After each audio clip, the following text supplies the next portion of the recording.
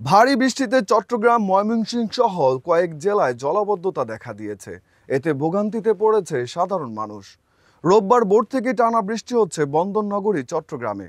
হাঁটু পানির নিচে তলিয়ে গিয়েছে চকবাজার, বাকুলিয়া ২ নম্বর গেট, মুরাদপুর, আগ্রাবাদ সহ বেশ কিছু নিচু এলাকা।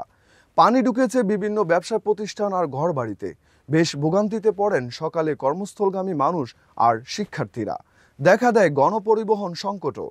পাশাপাশি বৃষ্টি আর জলাবদ্ধতায় দুর্ভোগে পড়ে খেটে খাওয়া মানুষ। ভোররাত থেকে মুষলধারে বৃষ্টি হয়েছে ময়মনসিংহে। এতে পানিবন্দী হয়ে আছে নগরীর বিভিন্ন স্থান। তলিয়ে গেছে সড়ক, বিপাকে পথচারীরা।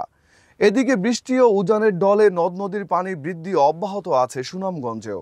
সুরমা, জাদুকাটা, কুশিয়ারা সহ সব নদীর পানি বেড়েছে। আগামী ৪৮ ঘন্টায় আরও ভারী বৃষ্টির পূর্বাভাস রয়েছে। এতে তৈরি হয়েছে বন্যার আশঙ্কা।